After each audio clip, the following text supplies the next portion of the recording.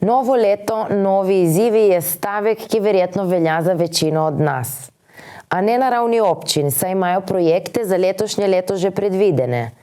Tako smo v vsaki občini preverili, kateri so tisti prioritetni projekti, ki jih posamezne občine slovenske Istre nameravajo letos izpeljati in kateri od teh projektov jim predstavlja največji izziv. Ankaranski občinski svetniki so na zadnji decembrski seji podpisali dogovor o projektnem sodelovanju pri razvoju občine Ankaran. S tem so se zavezali k podpori načrta dela občine Ankaran v mandatu 2022 do 2026. Ključen projekt v letu 2024 je seveda dokončanje pokopališča, potem je dokončanje podpornega zidu na Jadranski cesti, znaten delež investicije tudi v občinske ceste, deloma v športni park Sveta Katarina in tudi mandrač na Sveti Katarini. Poleg tega ankaranska občina v polnem teku pripravlja 3 prostorsko-izvedbene akte. To je občinski podrobni prostorski načrt za Ankaran hrib, to je nova soseska, potem so stanovanja za mlade, Dolge njive in območje Ankaran centra. Spravi območje družbenih dejavnosti, ki se razpostega iz območja današnjega centra preko Jadranske vse do morja. To bo v pričetku leta bo izveden javni natečaj, potem na podlagi pridobljenih najustreznejših rešitev tudi pripravljen OPPN. Med ključnimi projekti, ki naj bi jih sklenili v volilnem letu 2026, je tudi vzpostavitev Nacionalnega olimpijskega centra Ankaran na Sveti Katarini, namenjenega športom na mivki. Dolgoročni načrt dela predvideva tudi ureditev mladinskega centra v Valdoltri, izgradnjo garažne hiše in dodatnih javnih parkirišč. V koprski občini pravijo, da so sicer predvideni projekti zapisani v proračunu, teh pa je po besedah župana Aleša Bržana več 100. O prioritetah bi težko govorili, želijo pa si izpeljati vse projekte oziroma jih vsaj začeti. Želimo si zapeljati vse projekte, ki smo jih nastavili že v prejšnjem obdobju, da se začnejo izpeljevati oziroma da se izpeljejo pravočasno, od dvigala na Markovec do ureditve obali med Žosterno in Izolo do kanalizacije, ki je precej zahtevna zadeva, predvsem zato, ker se tiče več različnih parcel, več različnih soglasij, je treba pridobiti, skratka tako kar zapleten postopek pridobivanja vseh potrebnih elementov, zato da lahko izpeljemo take projekte. Jih pa čaka kar nekaj izzivov, manjših in večjih, predvsem glede projektov, ki zahtevajo veliko soglasij. Glede izvedbe projektov pa na občini ostajajo realni in se zavedajo, da se vseh projektov zaradi nepredvidenih okoliščin ne bo dalo izpeljati. Torej, realizacija proračuna ni nikoli 100%, torej vedno se nekaj zaplete, se nekega dokumenta ne da pridobiti, se nekaj zavleče ali je kakšna pritožba. Ciljamo na to, da bomo izpeljali vse, kar smo si zadali. Župan občine Piran Andrej Korenika v novo leto stopa z optimizmom in zagnanostjo. Predvsem, da nadaljujemo začrtano pot, kot smo začeli v prvem letu mandata. To prvo leto je bilo po mojem mnenju zelo uspešno, vidi se tudi v tej pozitivni klimi med ljudmi in zastavili smo si ogromno ciljev za naslednje leto, za naslednje 3 in še za naslednje 3 mandate. Tako da, če bomo ostali tukaj, verjamem, da bomo, imamo veliko ciljev, veliko izzivov. Sigurno si želimo čim prej vzpostaviti tenis center Portorož, to je tudi eden izmed prioritet, tam se dejansko prva dela potekajo, v kratkem gre ven tudi razpis za oddajo teh igrišč, tako da, kot sem rekel, vračamo tenis, vračamo predvsem ta priobalni pas vsem prebivalcem naše občine, predvsem Lucije in Portoroža. Večji infrastrukturni projekt, ki bo potekal v tem letu, bo obnova portoroške ploščadi, trg prekomorskih brigad. Kjer bomo tudi vzpostavili nek nov prostor, obnovljen prostor druženja, predvsem pa povezali promenado, tako da bo Portorož bomo rekel, v tem obalnem pasu povezan od Lucije praktično do Pirana.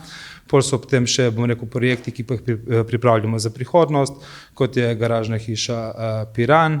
Vsekakor je prioriteta in upamo, da bomo čim prej prišli do gradbenega dovoljenja glede vrtca Lucija.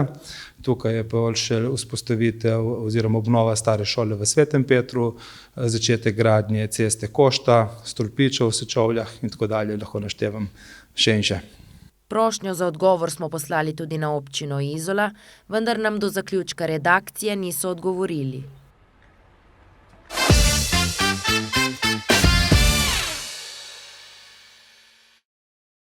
Preverili smo, kako sodelujete Luka Koper in Mestna občina Koper pri izboljševanju kakovosti življenja ob Luki. Luka Koper in Mestna občina Koper sta podpisali nov dogovor o izvajanju omilitvenih ukrepov za zmanjšanje pristaniške dejavnosti na okolje. Po novem bo Luka občini vsako leto trajanja dogovora namenila 320 000 evrov. Znesek se je v primerjavi s prejšnjim 5-letjem zvišal za 60%, ob čemer moramo sicer upoštevati tudi inflacijo. Vseeno je zvišanje bistven korak naprej, meni župan Aleš Bržan. Govorimo o tem, da ljudje imajo možnost preko razpisa dobiti subvencionirano menjavo stavbnega pohištva, torej oken, vrat, fasad. Torej veliko teh projektov je bilo že izpeljanih in mislim, da je tudi že vidnih. V praksi katerakoli nova fasada je v mestnem jedru na strani Luke, je najverjetneje bila sofinancirana strani teh sredstev. Tako da v bistvu že sprehod pokaže na to, da je bilo nekaj narejenega in verjamem, da bo vsako leto tega več. To pa ni edini način sodelovanja Luke Koper in Mestne občine pri ustvarjanju boljše kakovosti življenja. Mi smo se pogovarjali konkretno o 3 področjih, ker bi radi dali poudarek. Eno so omilitveni ukrepi, eno je želja, da bi sodelovali skupaj pri ustvarjanju zelene infrastrukture tudi v mestnem jedru, torej nekih žepnih parkov, kjer bomo povabili Luko, da tudi sodeluje ali pa sofinancira, ker je to, mislim, da bistven korak za izboljšanje kakovosti bivanja. In tretjo je nastavek za razvoj gospodarstva, torej neke vrste spodbuda ali pa vzpostavitev podpornega okolja, torej neke vrste inkubatorja, ki bi bil močno povezan tudi z vsebinami, ki jih pristanišče potrebuje. Sredstva bo občina na podlagi javnega razpisa razdelila upravičencem, pod katere spadajo prebivalci mestnega jedra. Cilj je, da bo sredstev in projektov toliko, da bodo lahko pokrili celotno mestno jedro. V preteklih 5 letih je namreč v 4 razpisih, na katere je prispelo 637 vlog, nepovratna sredstva dobilo 114 upravičencev.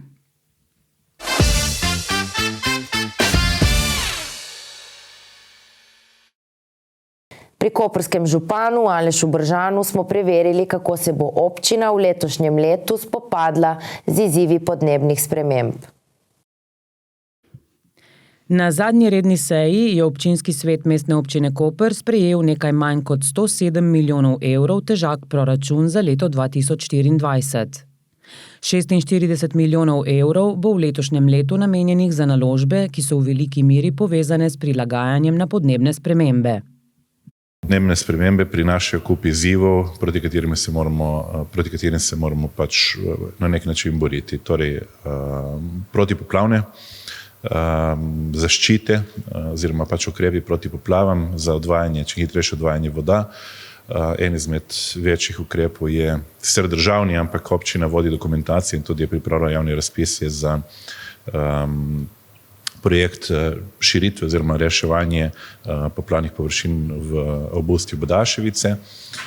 Že samo projektna dokumentacija bo stala nekaj več kot milijon, oziroma približno 1.200.000 evrov. Projekt je ocenjen na 6,5 milijona.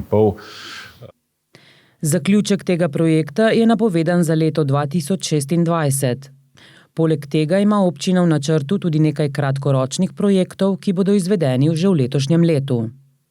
V sklopu zelene infrastrukture imamo projekt vzpostavitve zadrževalnika na Koprski Bonifiki, ker je pač v depresiji, zato da se lažje vode odvajajo.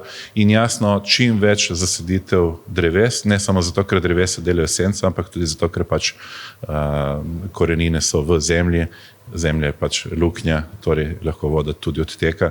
Tu predvsem je zelo pomembno, da se to zgodi tudi v mestnem jedru, ker je vse skupaj preveč že zabetonirano. V okviru priprav na podnebne spremembe bo Mestna občina Koper nekaj manj kot 1,85 milijona evrov namenila za spodbujanje rabe obnovljivih virov energije. Energetska samooskrba je ena izmed tistih področij, ki smo jim dali velik poudarek. Začenja se z sončno elektrarno na garažni hiši Sonce, ki bo vzpostavljena zdaj v nekaj tednih. Nadaljujemo z elektrarno na osnovni šoli Koper. Več objektov bomo v letošnjem letu pokrili z sončnimi paneli in s tem tudi nadaljevali v prihodnjih letih. Pomemben del prilagajanja na podnebne spremembe je tudi prehranska samooskrba. Sicer to je projekt, ki tudi je že več časa aktualen, od namakalnega sistema v Ganelski dolini, kjer ponavljamo razpis tokrat z večjimi sredstvi, zato da se pripravi dokumentacija do tega, da se pelje naprej. In tu smo dobili tudi ugojen razpis za urbane vrtove, torej manjše vrtičke za prebivalce, kjer bi se lahko sami pridelali zelenjavo. Poleg tega je več manjših projektov načrtovanih za urejanje protipoplavne zaščite. Na področju Mestne občine Koper namreč povsod še ni zadostno urejena kanalizacija, kar se je pokazalo predvsem v nedavnih neurjih, ko je prihajalo do zamašitev ali prelivanja.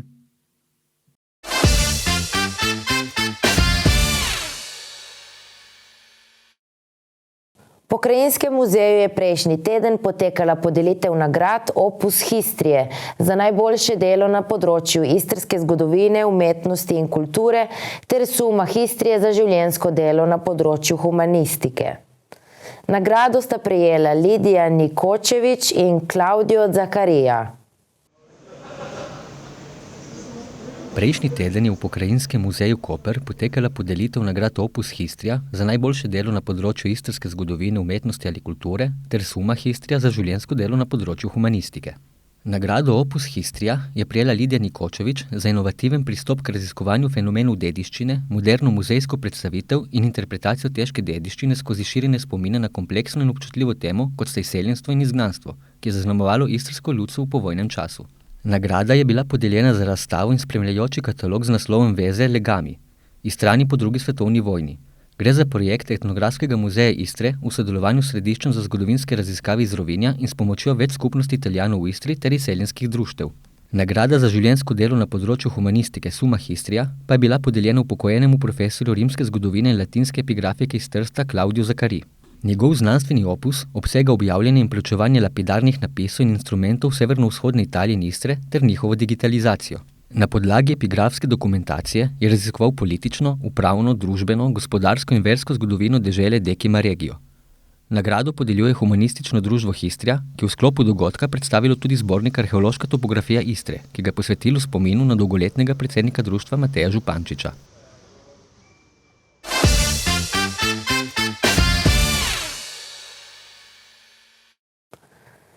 Ste si letos kot novoletno zaobljubo postavili ukvarjanje s športom?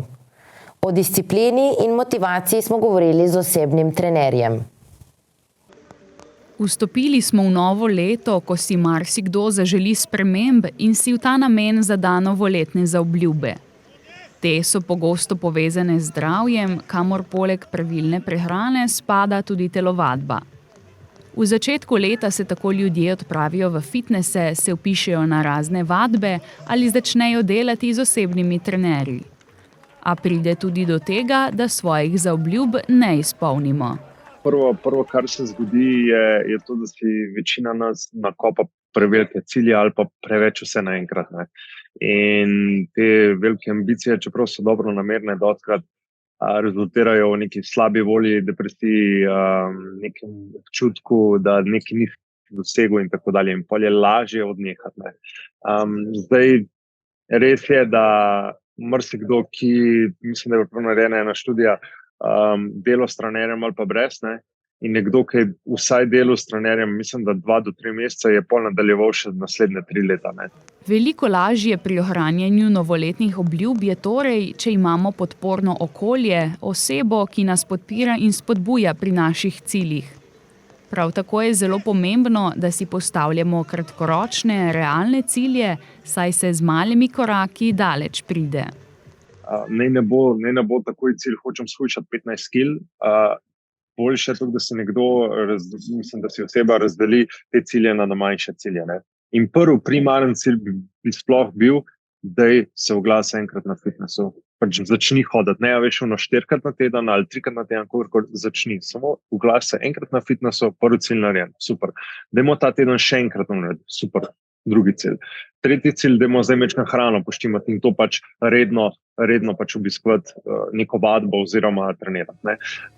Več motivacije in discipline bomo imeli tudi, če si izberemo telovadbo, ki nas veseli.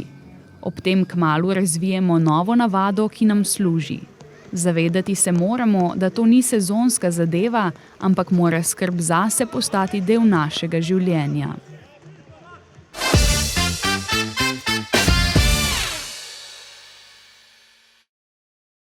Univerza na Primorskem letos predseduje Rektorski konferenci Republike Slovenije. Rektorska konferenca Republike Slovenije je neformalno združenje rektorjev slovenskih univerz, ki je opredeljeno v zakonu o visokem šolstvu. Gre za združenje vseh rektorjev slovenskih univerz, tako javnih kot zasebnih, in je kot glavni akter pri pogovoru z resornim ministrstvom in tudi drugimi ministrstvi. Na podlagi rektorske konference je potem lažje zbirati stališča, mnenja, tako da kadarkoli se pogovarjamo o sistemskih rešitvah visokošolskega in raziskovalnega prostora, potem vedno univerze v okviru rektorske konference uskladimo stališče in potem stališče posredujemo drugim deležnikom. Začetki rektorske konference segajo v leto 2003 oziroma 2004. Njen poslovnik predvideva, da predsedovanje kroži po različnih univerzah in Primorska univerza je to priložnost letos dobila že tretjič. Zagotovo predsedovanje rektorske konferenci prinaša veliko dodatnih izzivov, dolžnosti, veliko dodatnega dela, vendar hkrati pa je to izredno pomemben element za razvoj naše univerze, ker bomo kot predsedujoči rektorske konferenci Republike Slovenije imeli toliko boljšo, lepšo priložnost, da se opnemo v celostni univerzitetni nacionalni prostor kot eden od enakovrednih deležnikov. Osebno bi si želela, da bomo v času predsedovanja naše univerze rektorske konferenci v sodelovanju z resornim ministrstvom uskladili besedilo novega zakona o visokem šolstvu, torej v naslednjih 2 letih.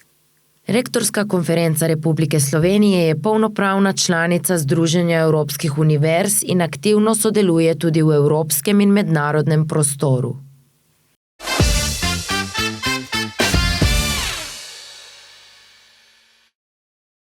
Začetek letošnjega leta je zaznamovala prva sodniška stavka v zgodovini države. Sodniki in tožilci so včeraj za 1 uro prekinili delo in z opozorilno stavko izrazili svoj protest zaradi nespoštovanja ustavne odločbe glede sodniških plač. Ustavno sodišče je namreč 1. junija lani odločilo, da mora Državni zbor v 6 mesecih odpraviti ugotovljeno neskladje sodniških plač z načelom sodniške neodvisnosti, saj te niso urejene ustrezno primerljivo s plačami ostalih predstavnikov drugih 2 vej oblasti. Opozorilni stavki so se pridružili tudi tožilci, izvedli pa so jo med 10. in 11. uro dopoldan. Glavnih obravnav in sej niso preklicali, so jih pa za čas opozorilne stavke prekinili.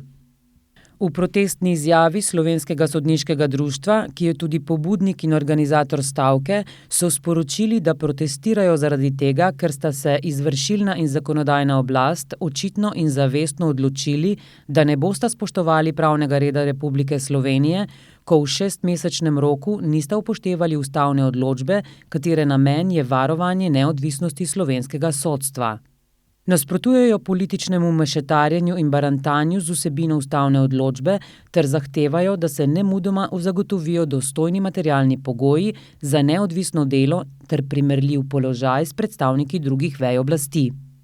Z okrožnega sodišča v Kopru so sporočili, da se je opozorilnega protestnega shoda udeležilo skupaj 37 sodnic in sodnikov iz okrožnega in okrajnih sodišč ter delovnega sodišča v Kopru. Vse sodnice in sodniki so glasovali za zaostritev ukrepov in tudi za stavko kot skrajni način protesta. Samovoljno ignoriranje odločbe ustavnega sodišča po njihovem mnenju zahteva najostrejši odziv. Zaradi tega bodo med 10. in 24. januarjem opravljali le procesna dejanja v zadevah, ki so nujne po zakonu. Ministrico za pravosodje Dominiko Švarc-Pipan in premierja Roberta Goloba so pozvali k odstopu, zagrozili pa so tudi z možnostjo nesodelovanja pri izvedbi evropskih volitev. Iz sodniškega društva so sporočili še, da so o stavki obvestili tudi Evropsko in Svetovno sodniško združenje.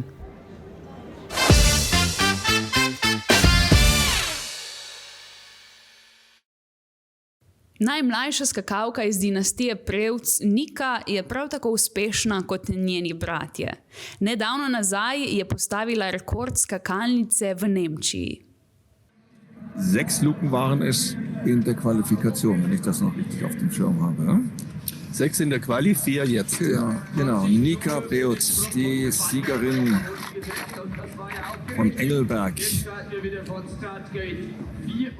Ja, gut, das ist wie bei Pol.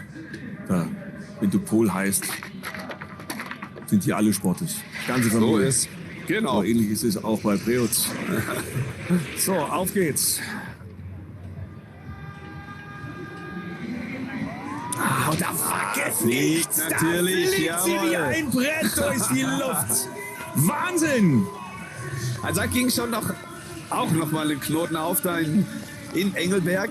Und das muss man einfach ihr zugutehalten. Dann läuft es einfach auf jeden Fall. Und wenn man dann die Sprünge sieht, wie locker das aussieht, oben auch mit kleinen Problemen, wenn du nicht zu 100% mit beiden Beinen das Gewicht auf den Schanzentisch bringst, dann musst du in den ersten 30, 40 Meter etwas korrigieren, nach links, nach rechts. Ja, aber super, schau auf ins Gesicht. Ja, und jubeln tut sie wie ihre Brüder. Herrlich. Klasse. Ja, das ist Fluch und Segen, wenn du so eine erfolgreiche Skisprungfamilie hast und kommst dann als Küken dazu, willst du es natürlich genauso gut machen. 133 Meter und Platz 1. Und da haben wir den neuen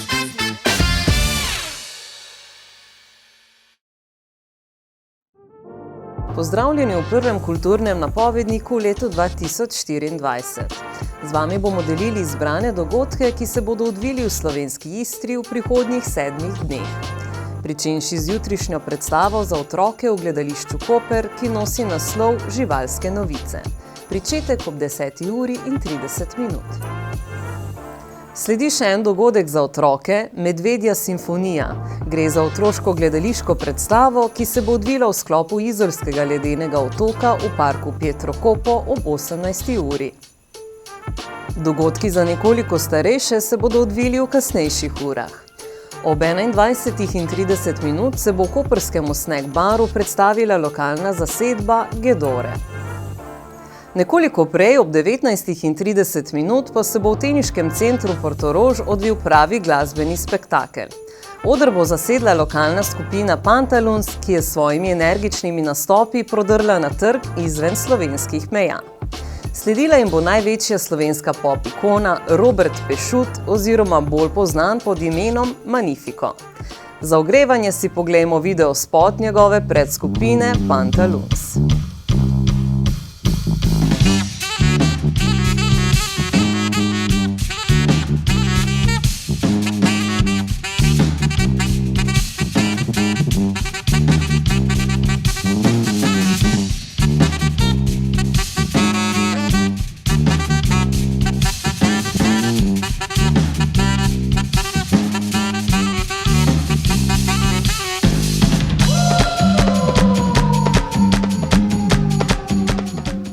Med tednom, v torek, se lahko udeležite dogodka v dvorani Zadružnega doma Sveti Anton.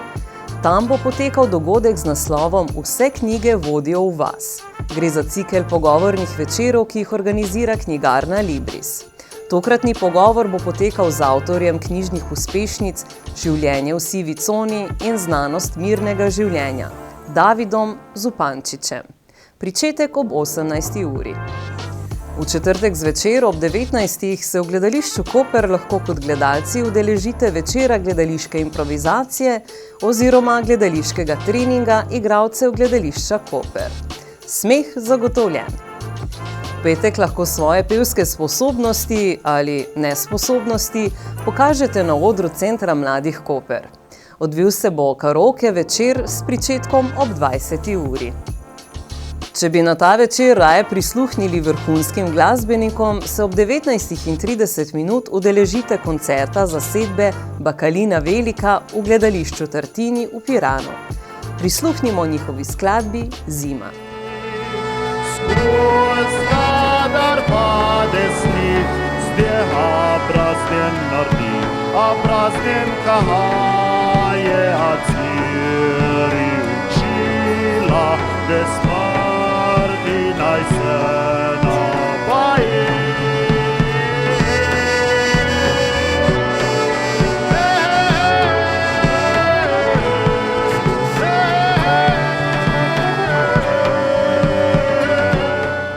To je z naše strani vse. Napovednik dogodkov si lahko preberete tudi v časopisu Megafon ali pa na naši spletni strani www.megafon.si. Se vidimo prihodnji teden.